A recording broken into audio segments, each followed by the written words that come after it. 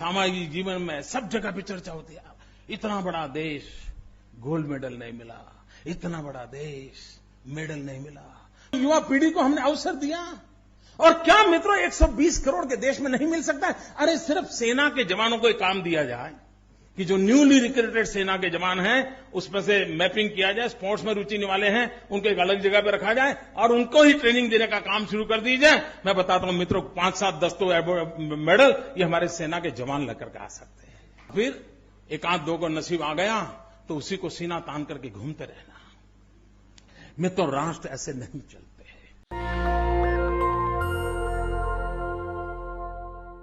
नमस्कार, मैं शंभू कुमार सिंह और आप देख रहे हैं नेशनल दस्तक। पहले इस देश के लोग जाति के नाम पर लड़ते थे, जाति के आधार पर शोषण के शिकार होते थे, आज भी हो रहे हैं। उसके बाद धर्म की राजनीति शुरू हुई, धर्म के नाम पर शोषण हुआ और अब तो राज्यों के नाम पर शोषण होना शुरू हो गया है। अब आप सोचिए कि सबके लिए जिम्मेदार कौन है? कौन लोग थे जिन्होंने जाति बनाकर शोषण किया? कौन लोग थे जो धर्म के आधार पर गुंडागर्दी करते हैं और जिनकी संख्या कम है उन पर हमला करते हैं? और कौन लोग हैं जो राज्य के आधार पर राजनीति करते हैं? इस पर बात करूंगा। वो कौन लोग हैं जो ओबीसी के जो नीट में आरक्षण का जो फैसला हुआ है उसका विरोध करने वाले कौन हैं? मुसलमान हैं, पाकिस्तान है, बांग्लादेश है, आदिवासी है, दलित है या जनरल कैटेगरी के लोग हैं जिनको 10% इकोनॉमिक वीकर सेक्शन के नाम पर मिलता है, जिसको सुदामा कोटा कहा जाता है। इस पर ही बात करूंगा। ये भी बताऊंगा कि इस देश में और बाकी चीज़ें क्या चल रही। किसी ने लिखा है कि जिस देश में स्कूल का छत टपकता हो और मंदिर पर स्वर्ण कलश हो, किसी ने लिखा है कि जिस देश में साइंस की टीचर व्रत करती हो, ये सब सोशल मीडिया पर लिखा जा रहा है, बताया जा रहा है। तो मैं दिन पर दिन आपके लिए जो खबरें होती है उसको लेकर आता हूँ। लेकिन सबसे पहली खबर मिसगाइडेड मिसाइल सुब्रमण्यम स्वामी की तरफ से। उनका आरोप है कि 18 बार चीन के राष्ट्रपति से प्रधानमंत्री नरेंद्र मोदी की मुलाकात हुई है, लेकिन चीन के साथ कोई बातचीत का रिकॉर्ड नहीं है और हमला हुआ और ज़मीन पर कब्जा हो गया। वही पेगासस मामले, जिस मामले में जो कंपनी है इजराइल की, इजरायली सरकार ने उस कंपनी पर रेड मारा है, लेकिन भारत सरकार इस बात को मानने के लिए तैयार ही नहीं है। दुनिया भर के देशों में इसकी जांच चल रही है। खुद इजराइल जांच कर रहा है कि क्या पेगासस बनाने वाली स्पाईवेयर कंपनी, सॉफ्टवेयर बनाने वाली स्पाईवेयर सॉफ्टवेयर बनाने वाली कंपनी ने ISO गलत तरीके से इसको बेचा है। वहीं राफेल सौदे पर जो स्टोरी कर रहे थे 2 फ्रांस के पत्रकार, उनके मोबाइल को भी जासूसी के दायरे में रखा गया। ये भी बड़ी खबर है जो मैं आपको बताऊंगा। तो बाकी खबरें सिलसिलेवार ढंग से। और नमन है आज उधम सिंह की, वीर सपूत जिन्होंने जालियांवाला बाग हत्याकांड का बदला इंग्लैंड जाकर लिया, उनको नमन है। आज प्रेमचंद को भी लोग याद कर रहे हैं। उन्होंने कहा था कि क्या बिगाड़ से डर से ईमान की बात करना भूल जाए। तो सबसे पहले आपको जाति के नाम पर शोषण हुआ, लड़ाया गया, फिर धर्म के नाम पर लड़ाया गया और अब तो राज्य के नाम पर लड़ाया जा रहा है। बोले असम के बीजेपी विधायक, सरकार पुलिस की नहीं सुनेंगे, सरकार पुलिस की नहीं सुनेंगे, लेना चाहिए अपनों की मौत का बदला। ये असम बीजेपी विधायक हैं। सोचिए, रोज इस देश के जाति विशेष और धर्म विशेष के लोग कहते हैं कि लाल किला हमारा है, जामा मस्जिद हमारा है। एक मुस्लिम मौलाना ने कह दिया कि बद्रीनाथ हमारा है, उस पर केस हो गया। आप सोचिए इस देश में क्या जो अल्पसंख्यक समुदाय के लोग हैं, रिलीजियस माइनॉरिटी के लोग हैं, चाहे वो सिख हों, चाहे क्रिश्चियन हो, चाहे ईसाई हो, चाहे मुसलमान हो, क्या आप उनको डराएंगे? क्या बुद्धिस्ट है, आप उनको डराएंगे? और मैं ये भी बताऊंगा कि जो सनातन धर्म है, जिसको आपको हिंदू धर्म कह के बहकाया जाता है, सनातन धर्म का असली लाभार्थी कौन है और उनका धर्म कैसे धंधा है। ये मैं नहीं कह रहा, शर्मा जी कह रहे हैं, उन पर जाके केस दर्ज कीजिए। पेरियार ने कहा है, जाके उन पर केस दर्ज कीजिए। ये भी बताऊंगा। और अंबानी की जियो का जिक्र कर कृषि कानूनों पर क्या बोल गई टिकैत की बहू। राकेश टिकैत के परिवार के लोगों ने कहा है कि अंबानी ने पहले फ्री में दिया और अब छोटा रिचार्ज भी सबसे महंगा बेच रहा है। तो सोचिए ये और कभी गाली कभी लाठी, यूपी में हक मांगना अपराध है, पूर्व आईएएस का निशाना। सोचिए राकेश टिकैत का एक कार्टून बनाया गया है कि अगर यूपी में आप आएंगे तो आपसे बदला लिया जाएगा, मारा जाएगा। तो इस तरह से आपका देश चल रहा है, इस तरह से डेमोक्रेटिक सिस्टम है। और दक्षिण अफ्रीकी दिग्गज हर्षल गिब्स ने जय शाह पर लगाया धमकी देने का आरोप, लोगों ने सुना। सोचिए हर्षल गिब्स जो कप्तान रहे दक्षिण अफ्रीका के, अमित शाह के बेटे जय शाह जो हैं वो बीसीसीआई के सचिव हैं और वो धमकी दे रहे हैं। सोच रहे मतलब ये लोग क्या है, मतलब इनको लगता है कि सचिन तेंदुलकर है, सौरव गांगुली है। सोचिए एक दिन तो मैंने देखी तस्वीर, जय शाह बैठे हुए थे और उनसे बड़े उम्र में सौरव गांगुली हो, राजीव शुक्ला हो, ये लोग खड़े थे, तस्वीर खिंचवा रहे थे, किरण मोरे जैसे खिलाड़ी। Herschelle Gibbs Kashmir premier league में ओवरसीज वॉरियर्स की टीम का हिस्सा है। इस लीग की शुरुआत आगामी 6 अगस्त से हो रही है। सीरीज का फाइनल मुकाबला 17 अगस्त को खेला जाएगा। इस लीग में कुछ हिस्से ले रही है।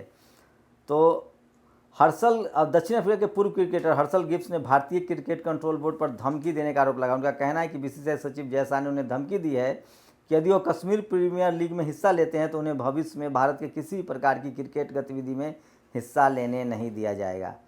सोचिए ये अमित शाह के बेटे हैं और उन पर हर्षल गिब्स ने, सोचिए भारत के खिलाड़ी होते तो सरेंडर कर दिए होते। भैया ये विदेश के लोग हैं, ये बहुत डरते नहीं हैं, उन्होंने इस बात को जारी कर दिया है।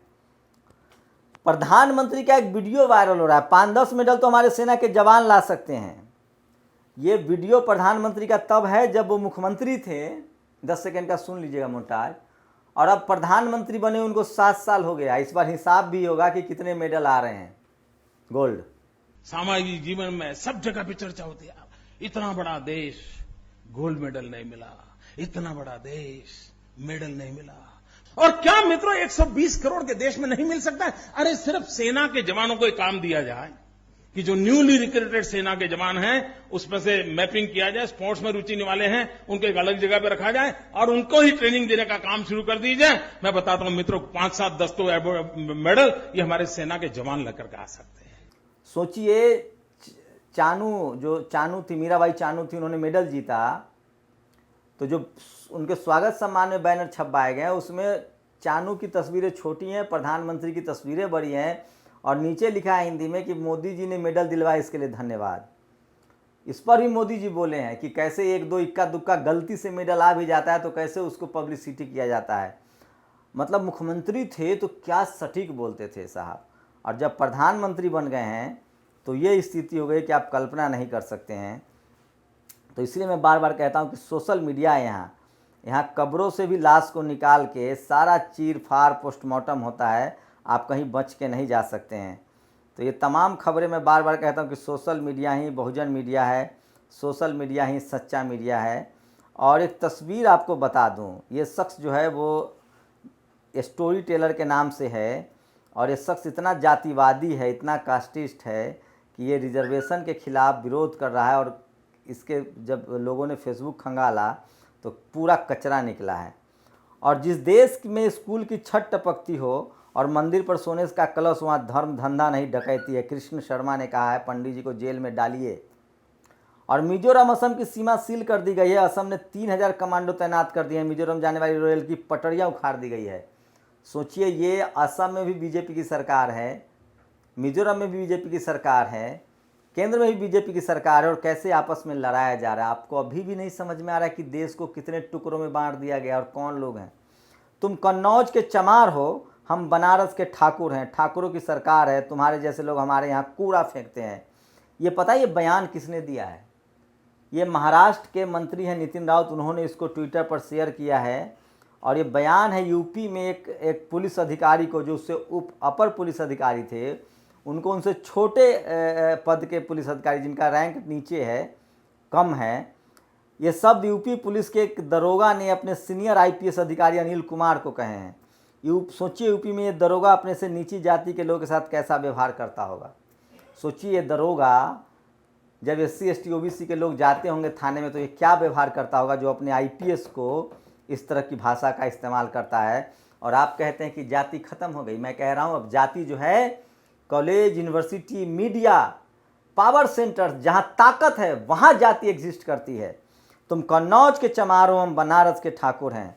ठाकुरों की सरकार है, तुम्हारे जैसे लोग हमारे यहाँ कूड़ा फेंकते हैं। ये शब्द यूपी पुलिस के एक दरोगा ने अपने सीनियर आईपीएस अधिकारी अनिल कुमार को कहे हैं। सोचिए, यूपी में दरोगा अपने जाति के आधार पर लोगों को नीच कहता होगा। और ये है वो प्रधानमंत्री का वीडियो, 3 टुकड़ों में लगाएंगे, पहले सुन लीजिए। युवा पीढ़ी को हमने अवसर दिया, और क्या मित्रों 120 करोड़ के देश में नहीं मिल सकता? अरे सिर्फ सेना के जवानों को एक काम दिया जाए कि जो न्यूली रिक्रूटेड सेना के जवान हैं उसमें से मैपिंग किया जाए, स्पोर्ट्स में रुचि वाले हैं उनको एक अलग जगह पे रखा जाए और उनको ही ट्रेनिंग देने का काम शुरू कर दी जाए। मैं बताता हूं मित्रों, 5, 7, 10 तो मेडल ये हमारे सेना के जवान लेकर के आ सकते हैं। ये कह रहे थे कि 120 करोड़ के देशों में मेडल नहीं ला सकते, ये सोच की कमी है। साहब 7 साल से प्रधानमंत्री हैं, अभी तक एक सिल्वर हाथ लगा है। खेल में 200 से 300 करोड़ का बजट कट कर दिया गया। फिर आगे सुनिए, आगे कह रहे हैं कि अगर गलती से इक्का दुक्का मिल गया तो उसको पब्लिसिटी का इस्तेमाल होता है। फिर एक आध दो को नसीब आ गया तो उसी को सीना तान करके घूमते रहना। मित्रों, राष्ट्र ऐसे नहीं चलते हैं। सोचिए, अभी तक एक सिल्वर मिला और किस तरह से पूरे देश में बैनर पोस्टर लगा दिया गया है। अभी श्रीनिवास बता रहे थे, जो कांग्रेस के युवा नेता है, कि सरकार ने संसद में कहा है कि वैक्सीनेशन के खर्चा के लिए तेल की कीमत कम नहीं की जा सकती, और बैनर पूरे देश में पाट दिया गया, फ्री वैक्सीनेशन, फ्री वैक्सीनेशन। 7 साल से ओबीसी का कोटा नहीं दिया जा रहा है, 4 साल से 12 से 15 हजार सीटें बर्बाद हो गई, और फिर देश भर में पोस्टर साट दिया गया कि हमने ओबीसी को 27% दिया है। तो ये 3 टुकड़ों में बयान सुनिए पहले ओलंपिक का, और इस तरह से हो रहा है। और ये देखिए, बात छोटी है, मेरा शब्दों का खेल नहीं है, मेरे भीतर से आवाज उठ रही है कि हमारी प्राथमिकता क्या हो। क्या हमारी प्रायोरिटी बिल्डिंग का यूनिवर्सिटी होनी चाहिए कि नहीं होनी चाहिए? कि यूनिवर्सिटी की बिल्डिंग हमारी प्रायोरिटी होनी चाहिए। ये तमाम बड़ी खबरें हैं। शहीद उधम सिंह को आज और आरक्षण, खेलों में आरक्षण है तो मेरिटधारी ओलंपिक में शून्य क्यों? अभी तक यादव, आदिवासी, पिछड़ा, ये लोग मेडल के रैंक में हैं। दिलीप रतनलाल लिखते हैं कि क्या वहाँ तो कोई रिजर्वेशन नहीं है, वहाँ जनरल कैटेगरी के लोग क्यों टॉप नहीं कर रहे हैं? इसलिए राजेंद्र सिंह की एक लाइन है कि पद, पावर, वो तो साजिश करके ले आओगे, कॉन्स्पिरेसी से ले आओगे, भाई भतीजावाद से ले आओगे, लेकिन पावर, ताकत, पद मतलब पैर, पैर में ताकत, हाथ में ताकत कहाँ से लाओगे? इस देश में जिस दिन SC, ST, OBC, माइनॉरिटी, किसान जातियाँ, गुर्जर, पटेल, मराठा, इनको मौका मिले, जो मेहनत कश लोग हैं वो मेडल की झड़ी लगा देंगे, जैसे अश्वेत समाज दुनिया भर में मेडल जीतता है। और अब आ रहा हूँ सबसे असली खबर पर। माँ बाप को पानी का लोटा भर कर न देने वाले नालायक पंडों के आगे गिड़गिड़ा रहे हैं। ये खबर है हिंदुस्तान की, इस पर तो केस दर्ज होना चाहिए। हिंदुस्तान अखबार ने एक खबर छापी है, 2.5 घंटे तक आग्रह करते रहे कांवड़िये नहीं पसीजा मंदिर वाले। ये मीरगंज की खबर है। सुबह 7 बजे से ही महाकाल के दरबार में बरेली से गया जत्था गर्भगिरी में जाने का आग्रह करता रहा, मगर मंदिर वाले टस से मस नहीं हुए। उनके आए जत्थे को गर्भगिरी तक जाने दिया था। मंदिर वाले पहले तो हर कांवड़ी से 1700 रुपये लेने पर अड़े रहे। तो आपको क्या लगता है, पंडित जी लोग मुफ्त में जाने देंगे? बेवकूफ़ हैं वो। आपको क्या लगता है उनका रोजी रोटी कैसे चलेगा? 1700 नहीं, 17,000 फीस होनी चाहिए। भगवान का दर्शन मुफ्त में करना चाहते हैं आप? 17 लाख फीस होनी चाहिए। सोचिए, 1700। प्रभु, मैं तो कह रहा हूँ 17 से 18 लाख, 1 लाख रुपए मंदिर में दर्शन का फीस होना चाहिए। भगवान से आप करोड़ों मांग रहे हैं और 1 लाख रुपया नहीं दे सकते? हमारे एक मैथमेटिक्स के किसी की भावनाएं हाथ ना हो। हिंदुस्तान अखबार ने खबर, हमारे सर कहते थे, सोचिए ये किस तरह से कांवड़िये कह रहे हैं कि अमीर गरीब में हो रहा है भेदभाव। आहत हुई भावनाएं। 1100 किलोमीटर दूर से आए थे, 1700 रुपये नहीं दे सकते हैं भगवान के लिए? ये तो सनातन धर्म का अपमान है। मेरे पास पैसे नहीं, इसलिए मैं मंदिर नहीं जाता हूँ। आप दान पेटी में ताला लगा होता है। सोचिए, आप चढ़ाएंगे नहीं? चढ़ाना चाहिए, पैसा जरूर चढ़ाना चाहिए। ये हिंदुस्तान अखबार बिल्कुल गैर सनातनी, इसका तो बहिष्कार होना चाहिए। इस तरह की खबरें छाप देता है। बताइए कितना बड़ा अपमान है। और सोचिए, जिनके पुरखे बिना किसी मेरिट के, बिना किसी परीक्षा के पीढ़ी दर पीढ़ी जड़ जमीन शिक्षा रोजगार पर काबिज रहे। अतुल चौरसिया आजकल जो है वो एकदम फार्म में है, न्यूज लॉन्ड्री के संपादक हैं, और वो कह रहे हैं, और अगर आप कट्टर हिंदू ओबीसी, अगर आप पर विराट हिंदू परिवार का भूत सवार है, अगर आपके बीच धार्मिक नफरत के दौरे पड़ते हैं तो चेक कर लीजिए कि आपके आरक्षण का विरोध कौन कर रहा है। ये देखिए, ये है इस देश का, न इसमें मुसलमान है, न दलित है, न पिछड़ा, न आदिवासी। इस तस्वीर को गौर से देखिए, इस पोस्टर में लहू बह रहा है, चाकू भी दिख रहा है, दावा किया जा रहा है कि मर्डर का मेरिट हुआ है। सोचिए, आरक्षण लेने वाले लोग मेरिट का गुणगान कर रहे हैं। और बहन मायावती जी का आभार, उन्होंने फैसले में देरी वाली बात उठाई। मायावती जी ने कहा है कि ये देने में देरी हुई। और ये देखिए तमिलनाडु का ऑटो, अंबेडकर और पेरियार की तस्वीर है। और सुनो, नीट में आरक्षण वापस लो चिल्लाने वालों, नीट में आरक्षण हलक में हाथ डालकर छीना और कॉलर पकड़कर जाति जनगणना करवाएंगे। अनिरुद्ध सिंह विद्रोही, मंडल आर्मी चीफ, जो जेल भी गए। और मुसलमानों, जमाना तुम्हें जाहिल और अनपढ़ देखना चाहता है, हिंदुस्तान के मुस्तकबिल का हिस्सेदार नहीं बनाना चाहता है। विदेशी नहीं आएगा तुम्हारे हाथ में कलम पकड़ाने। अगर आजम खान ने मस्जिद बनवाई होती तो जेल में नहीं होते। वो जेल में इसलिए हैं कि उन्होंने यूनिवर्सिटी बनवाई। हिंदू एकता चली गई सरसों का तेल लेने। ये देखिए किस तरह से जो ओबीसी को आरक्षण मिला है उसका विरोध जो है इस देश का जनरल कैटेगरी के लोग कर रहे हैं, जो इकोनॉमिक वीकर सेक्शन के आधार पे खुद आरक्षण उनके समाज का लोग। सोचिए, ये अपने ही जाति के गरीबों के भी खिलाफ है। इकोनॉमिक वीकर सेक्शन के आरक्षण का विरोध कीजिए, तब मानेंगे ना आपको। तो ये कुछ बड़ी खबरें थी। मैं बार बार कहता हूँ कि सोशल मीडिया ही बहुजन मीडिया है, सोशल मीडिया ही सच्चा मीडिया है। और सोशल मीडिया पर जो भी अपडेट होता है मैं आपको लगातार बताता रहता हूँ। और जाति जनगणना हो सांसदों की मांग। ये देखिए, member of parliament Lok Sabha Jehanabad Bihar Chandeshwar Prasad ने चिट्ठी लिख दी और कई सारे एमपी ने देखिए गोपालगंज, दिलेश्वर कमौत सुपौल, सुनील कुमार सांसद वाल्मीकि नगर, सुनील कुमार सिंह, तो बहुत सारे सांसदों ने जाति जनगणना की मांग की है। और अब बड़ी खबर भी सुनिए, असद खान की एफबी प्रोफाइल खंगाली तो निकला बीपी सिंह। सोचिए, एक सनातनी जो है वो मुसलमान बनकर योगी आदित्यनाथ को गाली दे रहा था और वो पकड़ा गया है। और 8 लाख रुपए सालाना इनकम लिमिट के साथ सवर्णों यानी नॉन SC ST OBC का आरक्षण चलेगा। सवर्ण 8 लाख कमाते हैं तो गरीब हैं, और OBC 8 लाख कमाता है तो क्रीमी लेयर वाला है। ओलंपिक में कोई चतुर्वेदी, त्रिवेदी, द्विवेदी, मिसिर, शर्मा, झा, पांडे आदि नहीं दिख रहा। क्या बात है वो? सुदामा कोटा चाहिए या बेताल कोटा? और सोचिए कि 2.5 घंटे तक आग्रह करते रहे कांवड़िए नहीं पसीजे मंदिर वाले, कह रहे थे 1700 रुपये दो। ये मीरगंज की खबर है। और ये तमाम बड़ी खबरें थी जो मैं सोशल मीडिया पर शेयर कर रहा था। और जाते जाते मोदी जी का भाषण सुनिए, उनकी तस्वीर दिखाइए दूसरे विंडो में। और ये असम का मुख्यमंत्री है। टोक्यो ओलंपिक, लोबलिना बोरगोहेन एक बॉक्सर है, वो सेमीफाइनल में for qualifying for the Tokyo Olympic. इसके लिए मुख्यमंत्री फ़ोटो छपवा लिया और उसका तस्वीर भी नहीं है। सोचिए, ये है इस देश की हकीकत। और मोदी जी का भाषण सुनिए, जो कह रहे थे कि इक्का दुक्का मेडल आ जाता है तो कैसे छाती चौड़ा करके लोग मार्केटिंग करते हैं।